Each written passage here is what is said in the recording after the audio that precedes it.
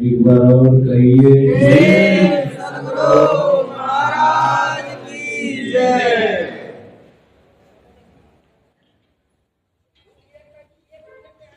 परम आदरणीय साधु समाज, साधकगण, सत्संग प्रेमी सदात्माओं, माताओं तथा भक्ति बहन,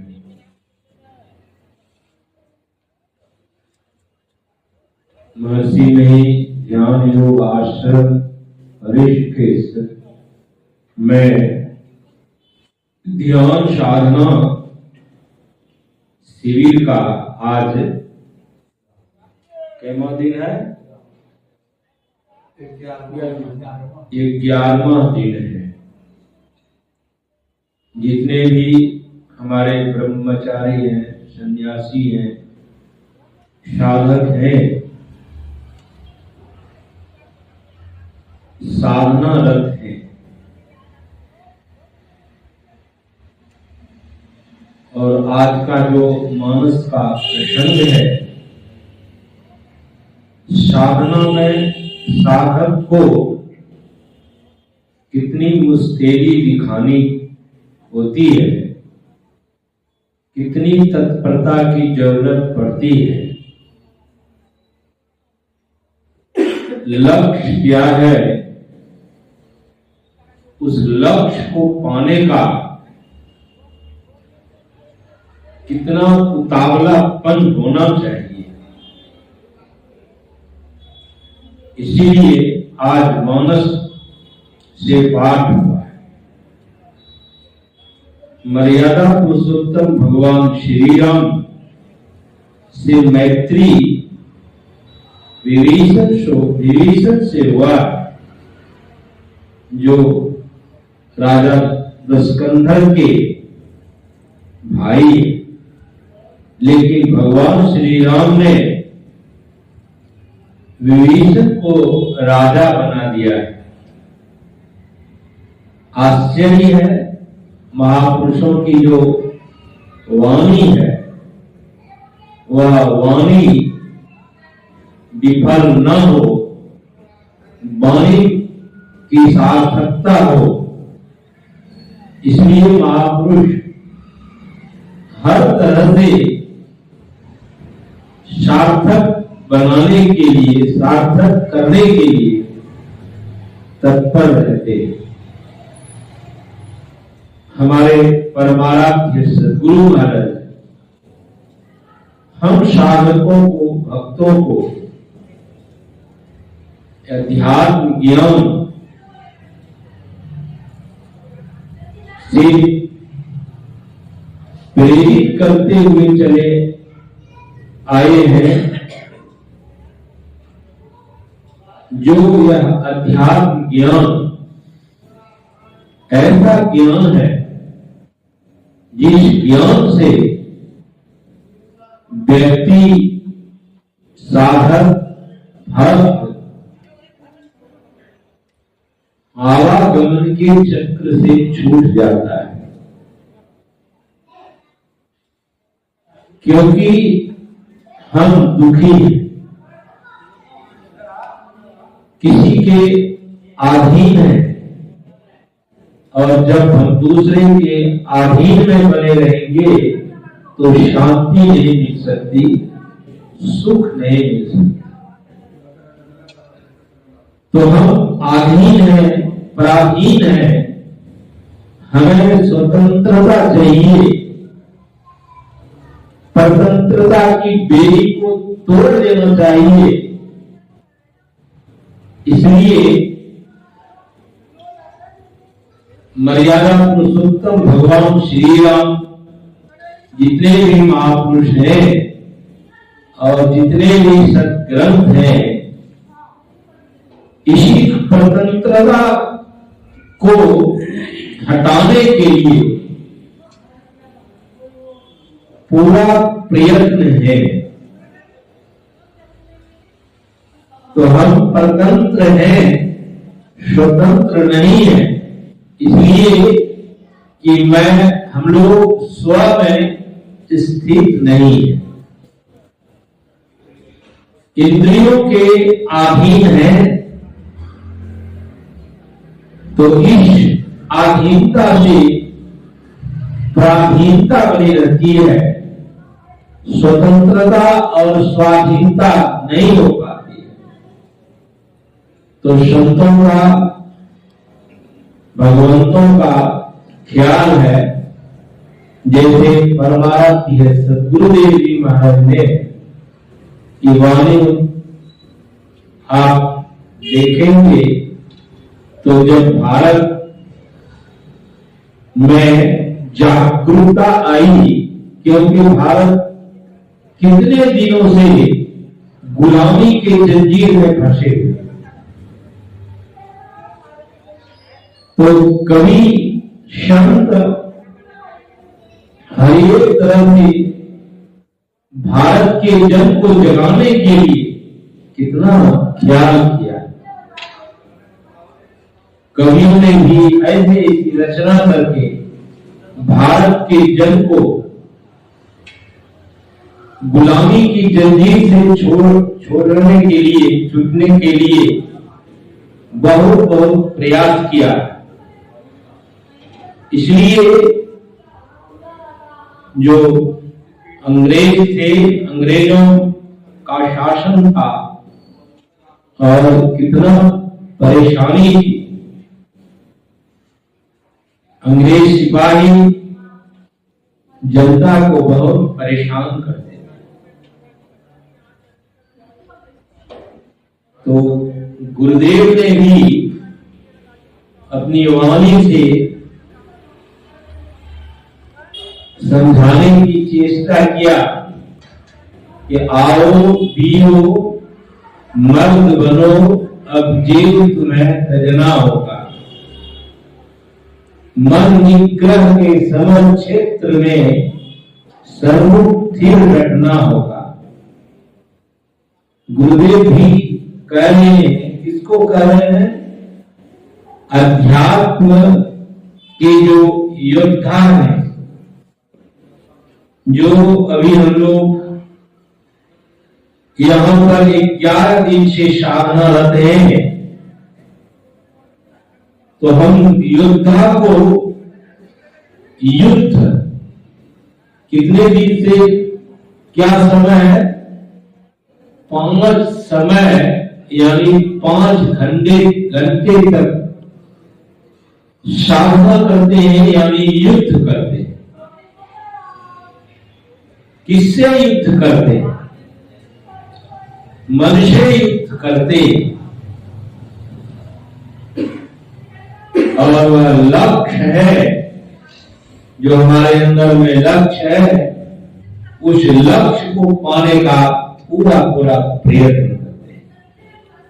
इसलिए मानस से अभी पाठ करके आप लोगों को सुनाया गया है।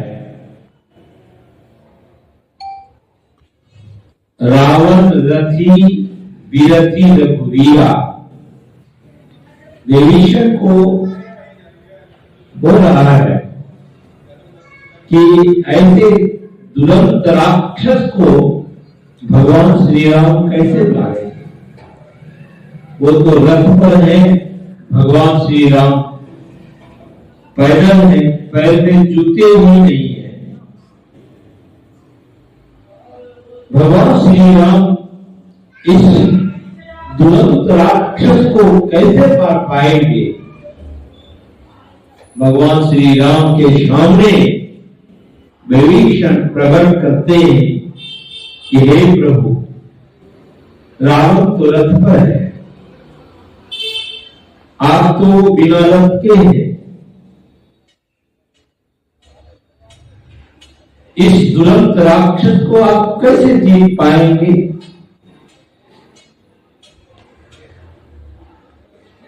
तो मर्यादा पुरुषोत्तम भगवान श्री राम ने क्या कहा विभीषण से? क्योंकि हम जितने साधक भक्त हैं अधिक हो जाते हैं।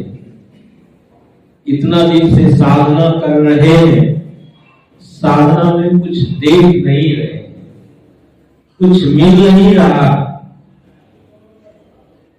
अधीर सा होता है। कभी कभी तो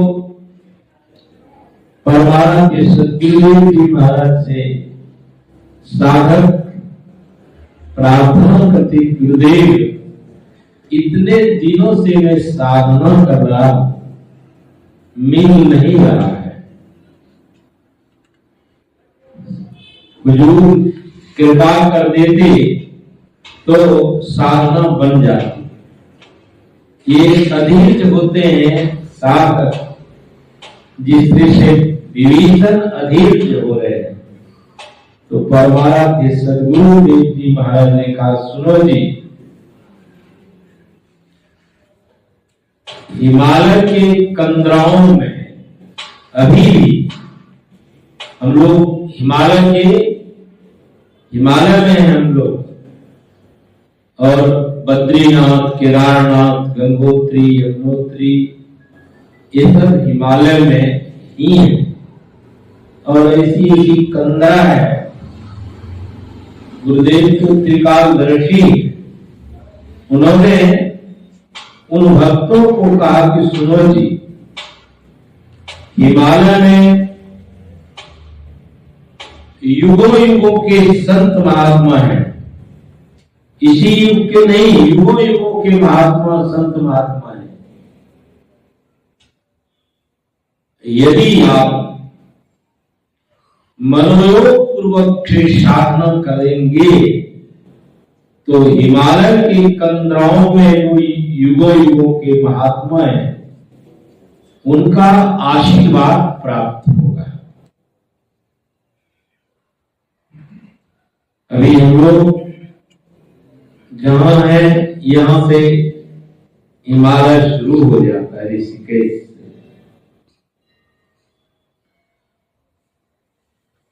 एक कोई सज्जन बिहार के थे,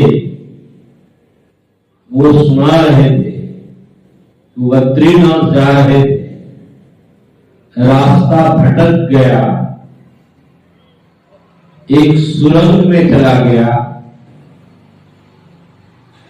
और जब वो सुरंग में चला गया तो वहां बहुत सारे साधु महात्मा थे, आपस में चर्चा कर रहे थे। भगवान श्री राम के विवाह में जो खिचड़ी बना था, इतना स्वादिष्ट बना था खिचड़ी, आज वैसा ही खिचड़ी बना है। और वो बिहार के जो सज्जन थे, ये तो भगवान श्री राम के समय की बात कर रहे हैं। कितने दिनों के ये संत महात्मा हैं। तो साधु महात्मा अभी भी हिमालय के कंदराओं में साधनारत है। अब बताइए, त्रेता के साधु महात्मा इस कलयुग में, तो वह जो बिहार के सज्जन थे, अकेले थे, कई दिन के भूखे थे, तो देखा इनको, कहा है तुम तो कलयुगी जैसे लगते हो, कलयुग आ गया क्या? बोले हाँ महाराज, कब मैं कलयुगी हूं। कहा कैसे आए?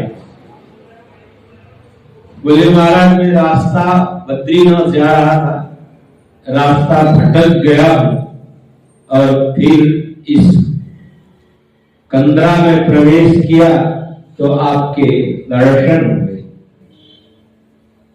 तो बोले ठीक है, क्या चाहते हो? कहा उनको, क्या चाहते हो? महाराज भूखे हैं, कुछ खाने के लिए मिल जाता तो उत्तम होता है। अब देखिए, साधक भी, यहां कहने का तात्पर्य क्या है, साधक भी साधना में आगे बढ़ते चले जाए, इसका ख्याल नहीं होता। अब वो देखिए, ऐसे महापुरुष का दरस परस हो रहा है। कहा कि क्या चाहिए तुमको? महाराज मैं भूखे हैं कई दिन से, मुझे भोजन चाहिए। तो उनको एक छोटा सा हिमालय का जड़ी दे दिया, खा लो इसको। कहा कि इससे पेट भर जाएगा। हिमालय में ऐसी जड़ी है, अभी भी है। थोड़ा सा वो हिमालय की जड़ी को दे दिया और कहा खा लो इसको, जब तक तुम घर नहीं पहुंचोगे तब तक तुम्हें भूख ही नहीं लगेगी। तो हिमालय में ऐसे ऐसे अभी भी संत महात्मा होते हैं। गुरुदेव ने कहा देखो, साधना मनोयोग पूर्वक से यदि करोगे तो हिमालय के कंदराओं में जो युगों युगों के महात्मा है उनका आशीर्वाद मिलता है। और जो हम लोगों का नियमानुसार है कि 3 बजे भोर में उठ करके साधना करते हैं, वह ब्रह्म मुहूर्त कहलाता है। फिर 5 बजे बैठ करके साधना करते हैं, वह भी ब्रह्म मुहूर्त है। तो इस मुहूर्त में जो महापुरुष हैं, वह महापुरुष साधक को आगे बढ़ाने के लिए, साधक को ऊपर उठाने के लिए वहां से शक्ति प्रदान करते हैं। इसलिए गुरुदेव ने कहा कि साधना करते रहो, साधनों को छोड़ो नहीं। लोग घबरा जाते हैं, कहां कुछ हो रहा है, न जाने माया की बेड़ी में, हथकड़ी में कब से पड़े। इसलिए जो वीर होते हैं, आओ वीरो मर्द बनो, अब जेल तुम्हें तजना होगा। अभी हम लोग कहां है? जेल में। शरीर क्या है? शरीर जेल है, यह संसार जेल है।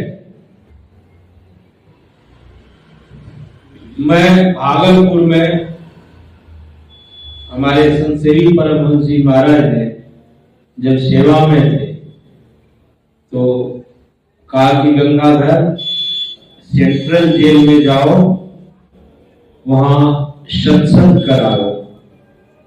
मैंने कहा हुजूर यहाँ सेवा? बोले सेवा हो जाएगी, जाओ। उस भागलपुर के सेंट्रल जेल में गए, वहां बहुत बढ़िया मंच बना था। इतने कैदी वहां पहुंच गए, मैं समझता हजारों कैदी पहुंच गए। और यही आओ वीरो मर्द बनो, अब जेल तुम्हें तजना होगा, इसी की व्याख्या हुई थी। 2-3 ने तो भजन वेद में लिखा, भजन वेद बता दीजिए।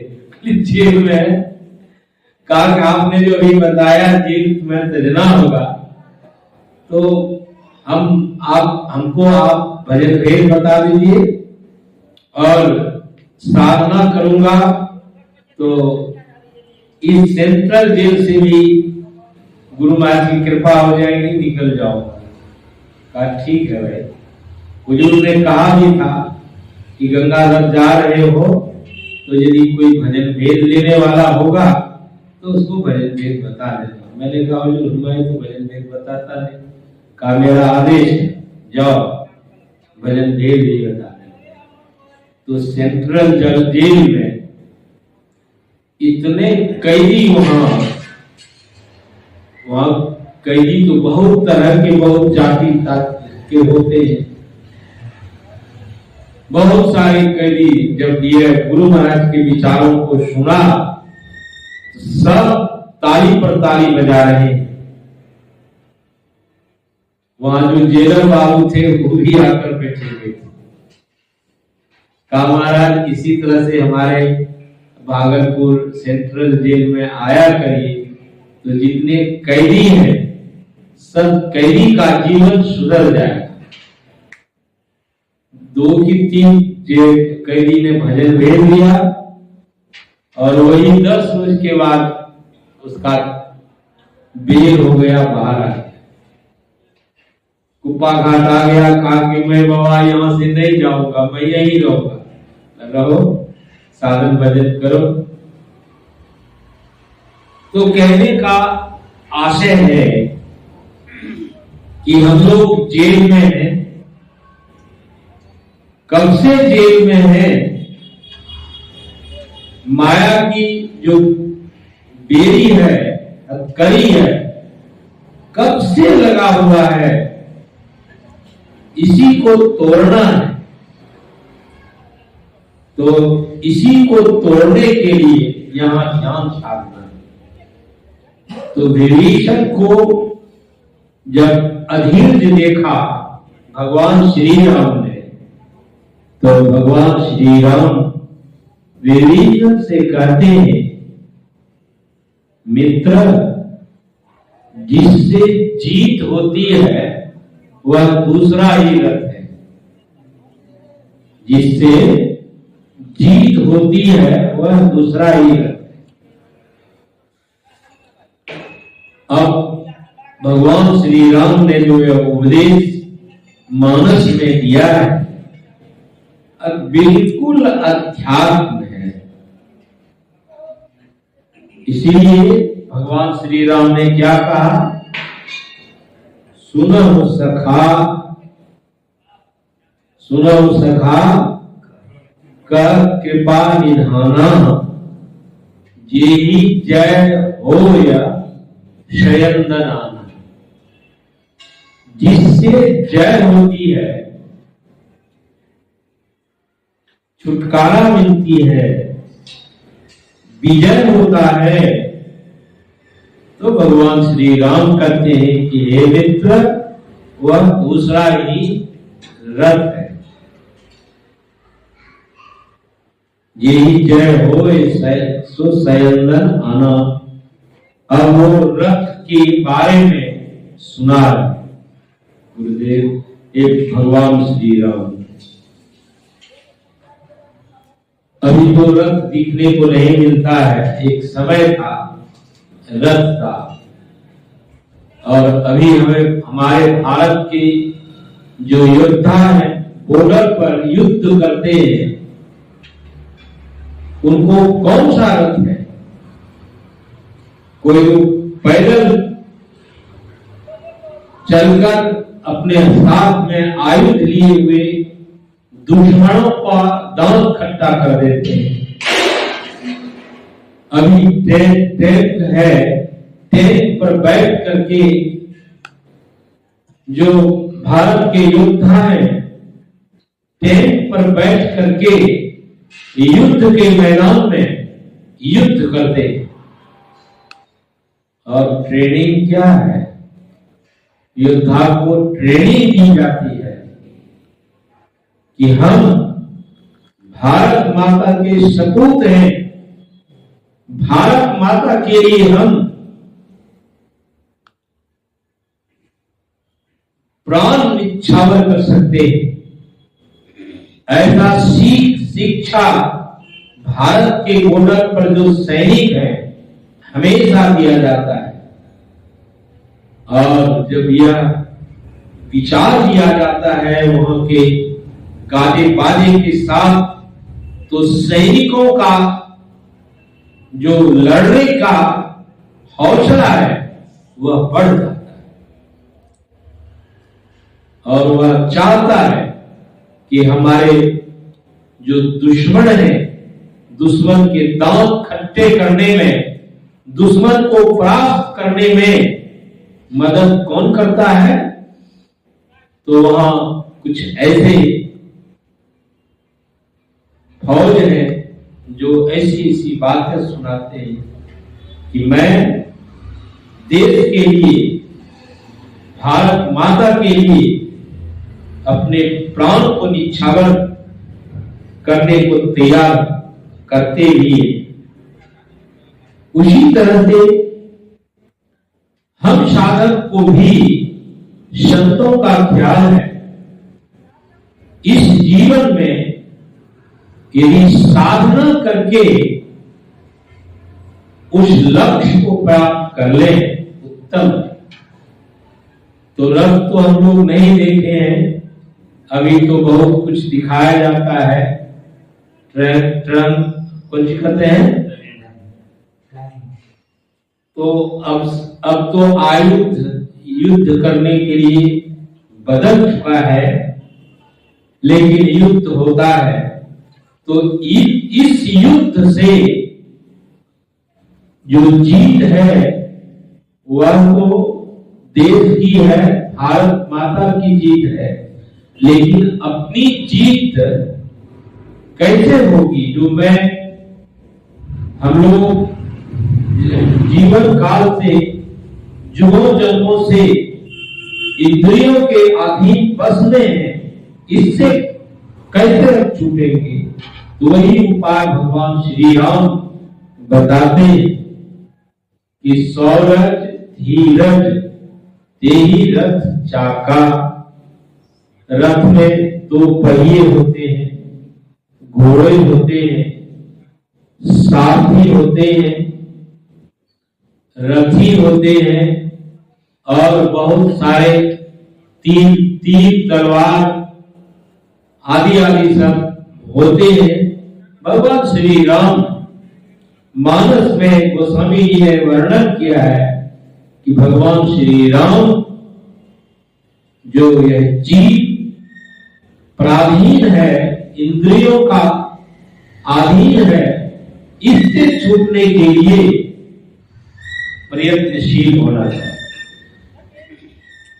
तो सौरज धीरज तेहि रथ चाका।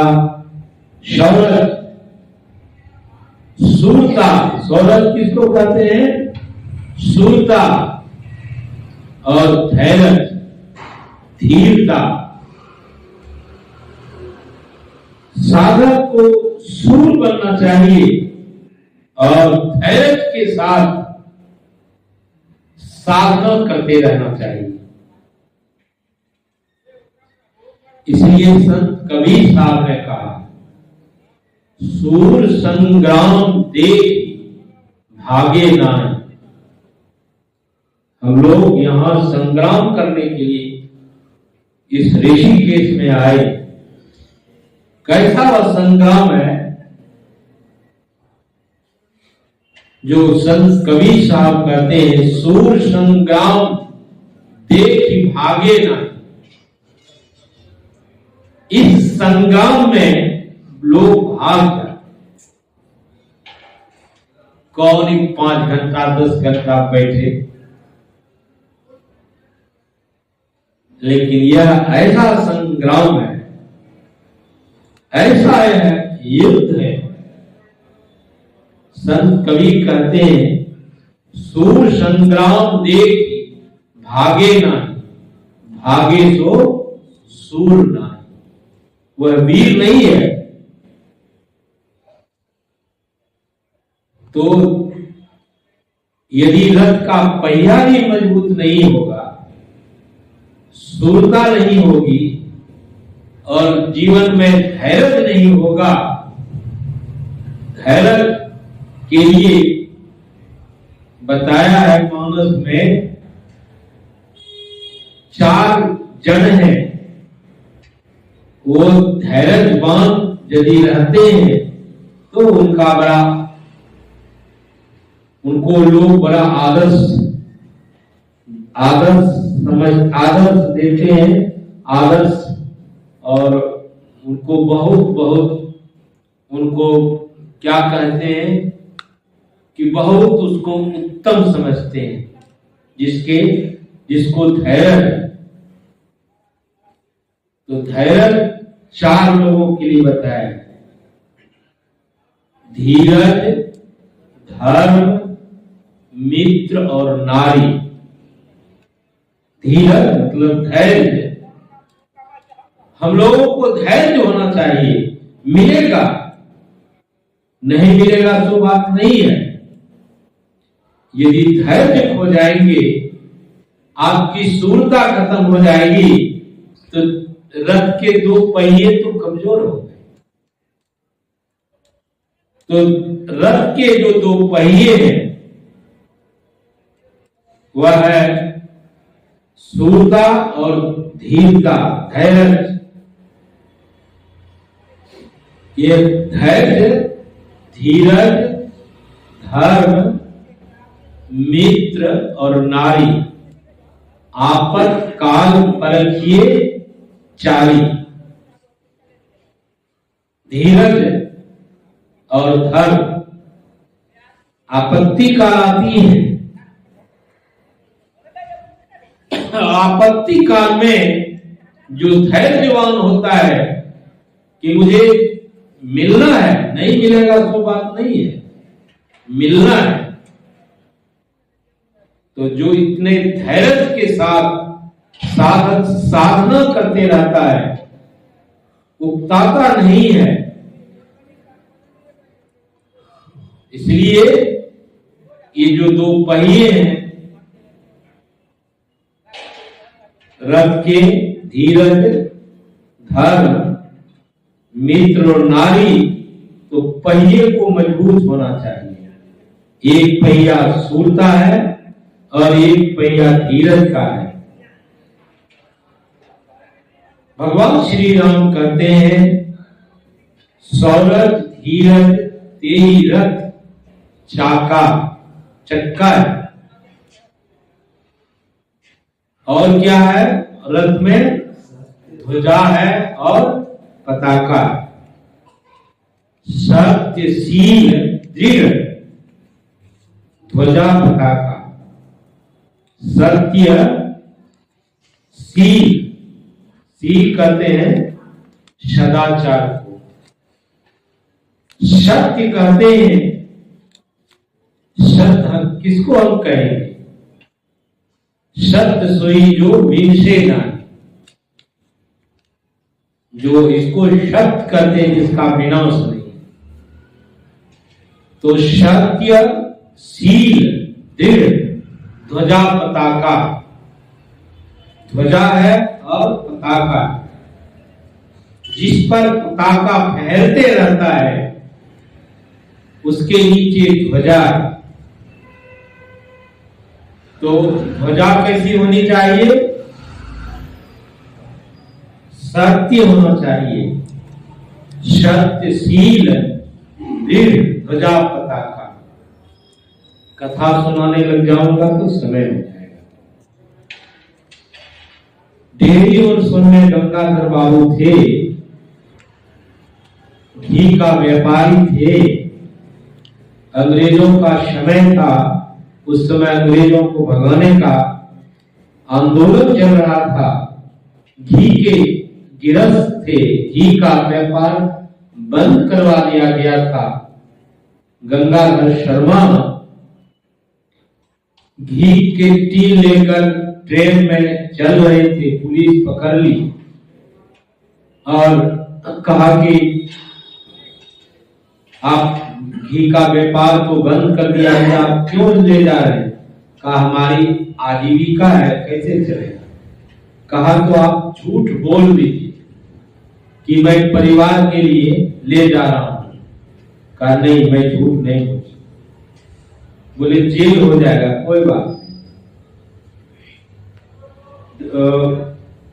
दरोगा के पास ले गया वो पुलिस ने। दरोगा ने भी कहा कि महाराज आप क्यों घी का व्यापार करने, आप बोल दीजिए, झूठ बोल दीजिए कि मैं अपने परिवार के लिए घी ले जा रहा। नहीं, झूठ में नहीं बोल सकता। ये गुरु महाराज के जिसकी प्रतिमा आप देख रहे हैं, गुरु महाराज के शिष्य थे। फिर अब दरोगा भी हो रहे कि कैसा आदमी, का जेल हो जाएगा मन के, कोई बात नहीं। लेकिन सत्यता जो है सत्यता में कितनी मजबूती है। जेल नहीं जा रहे हैं, एसपी के पास में चला गया।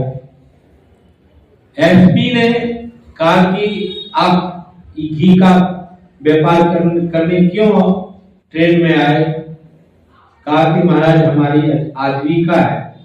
बोले मैं कह रहा हूं, मैं बहुत बड़ा अफसर हूं, इसलिए आप झूठ बोल दीजिए और फिर घी को ले जाइए। अब एसपी कह रहे हैं, कहा नहीं मैं झूठ नहीं बोल सकता। कहा जेल होगा, कोई बात नहीं, जेल जाएंगे लेकिन झूठ नहीं बोलेंगे। हम लोग इस खड़े पर खरा उतर सकते हैं। एक देवी सुन के गंगाधर शर्मा थे। कितने हम लोग बोलने में भी, माइक सामने है, यह भी इसमें भी बोलने में कितने झूठ साथ होते हैं। तो उनको एसपी साहब को आश्चर्य लगा। उन्होंने पूछा आपके गुरुदेव कौन है? बोले महर्षि में ही परमहंसी महाराज। उनको लगा कि शिष्य यदि ऐसा है तो गुरु कैसा होगा। गुरु का नाम का रोशन किया उन्होंने। और एसपी साहब गए गुरु महाराज के पास में कुप्पा घाट में, गुरु महाराज को जाकर नमन किया और सारी बातें। तो कहने का आशय है कि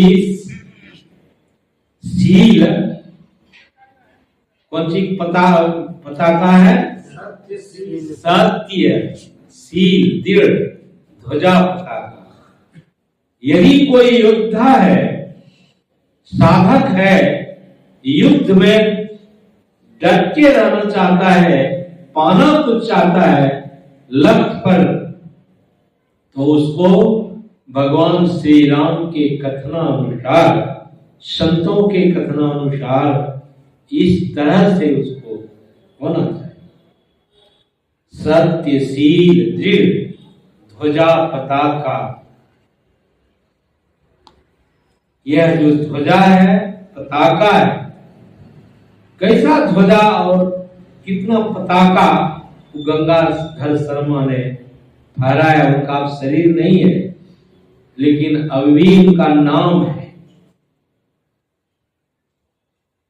तो इसलिए संतों ने कहा है कि सूर संग्राम देख भागे नाई, भागे सो सूर नाई। फिर कहा कबीर साहब ने, सूर संग्राम है जो युद्ध के मैदान में योद्धा युद्ध करता है, उसके लिए संत कबीर साहब ने कहा सूर संग्राम है पलक दो चार का,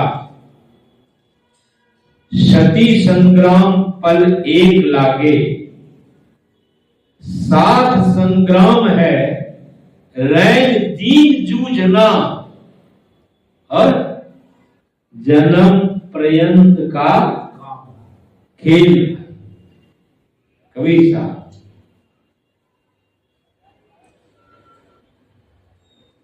सूर संग्राम है दो चार का, सती संग्राम पल एक का,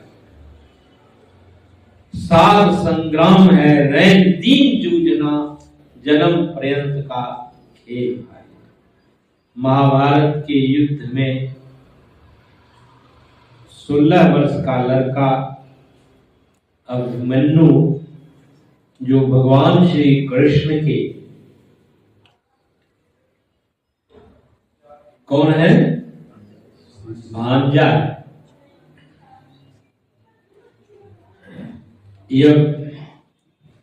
वह युद्ध करने की कला अपने माता के गर्भ में रहकर जो अर्जुन चक्रव्यूह का भेदन करने के लिए, चक्रव्यूह में प्रवेश करने के लिए सुभद्रा को सुना रहे थे और अभिमन्यु कहाँ था? माता के गर्भ में। यहां अब देखिए, अभिमन्यु ने जो अर्जुन चक्रव्यूह में प्रवेश करने का ज्ञान सुभद्रा को सुना रहे थे, जब तक जगी रही सुभद्रा तो अभिमन्यु वहां तक सीख लिया। चक्रव्यूह को तोड़ने का ज्ञान तो अभिमन्यु को हो गया, सुभद्रा सो गई और चक्रव्यूह से निकलने का ज्ञान अधूरा रह गया। अब देखिए, यहां यह भी ख्याल है कि हमारी माता को, बहन को यह भी ख्याल रखना चाहिए कि जब वह अपने गर्भ में संतान को पाल रही है, अपने गर्भ में, तो माता को चाहिए कि अपने संतान को बुद्धिमान, ज्ञानवान, वीर आदि आदि बनाने के लिए अच्छी अच्छी बातों को सुनना चाहिए। तो अभिमन्यु 16 वर्ष का लड़का, द्रोणाचार्य ने चक्रव्यूह की रचना कर दी महाभारत में, और भगवान श्री कृष्ण और अर्जुन युद्ध करते करते दूर चला गया। दूसरा कोई इस चक्र को, चक्रव्यूह की तोड़ नहीं सकते थे, लेकिन अभिमन्यु ने कहा, अपने युधिष्ठिर में कहा कि पिताश्री, मैं चक्रव्यूह तो तोड़ सकता हूं, लेकिन निकलने का ज्ञान नहीं है। हम लोगों को तो चक्रव्यूह तोड़ने का ज्ञान है और निकल जाने का भी ज्ञान है। चक्रव्यूह में हम लोग भी कहां पढ़े हैं? चक्रव्यूह में पढ़े हैं। यह चक्रव्यूह ऐसा चक्रव्यूह है कि मेरा है, मेरा है, मेरा है। ये मेरा मेरा जो है, ऐसा ही चक्रव्यूह है। इस चक्रव्यूह को लाखों करोड़ों में एक होता है जो इस चक्रव्यूह से अपने को छुटा लेता है। बैठते हैं साधना करने, क्या क्या देखते हैं, क्या क्या मन में आता है, ऐसा यह चक्रव्यूह है। क्या क्या आता है कहा नहीं जा सकता। यदि इस चक्रव्यूह को तोड़ ले, यानी जो हम लोग मानस जप करते हैं, किस लिए करते हैं? इसलिए करते हैं कि मन भागता है, मन को समेटते, लक्ष्य पर लगाते हैं, मन भागता है, मन को समेटते हैं, और जब मन को समेटते हैं तो आपका जो आगे का लक्ष्य है, यदि ऐसा चक्रव्यूह तोड़ने का ज्ञान जिसको हो गया है, तो वह सारे चक्रव्यूह के जो रचना है, जिसमें हमारा मन फंसा हुआ है, उस मन फंसे हुए मन को गुरु ज्ञान के मुताबिक हम, वह गुरु का ज्ञान क्या है? वही है मानस जप। मन भागता है विषयों में, उस मन को निर्विषय की ओर ले जाते। तो यही संतों का ख्याल है कि हम लोगों को यह जो चक्रव्यूह है, संसार है, नाम रूपात्मक जगत में मन फैला हुआ है। इस नाम रूपात्मक जगत में फैले हुए जो मन है, ये ऐसा चक्रव्यूह है इसको हम साधकों को तोड़ने के लिए अब क्या करना पड़ेगा? एक नाम का सहारा लेंगे और एक रूप का सहारा लेंगे, तो यह चक्रव्यूह टूटना प्रारंभ हो जाएगा। भूल जाएंगे, बैठ जाएंगे।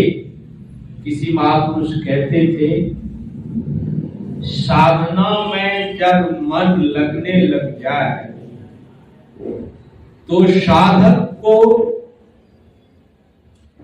उस लक्ष्य को छोड़कर दूसरे लक्ष्य, चाहे जैसा भी कोई भी जरूरी काम है, नहीं छोड़ना चाहिए।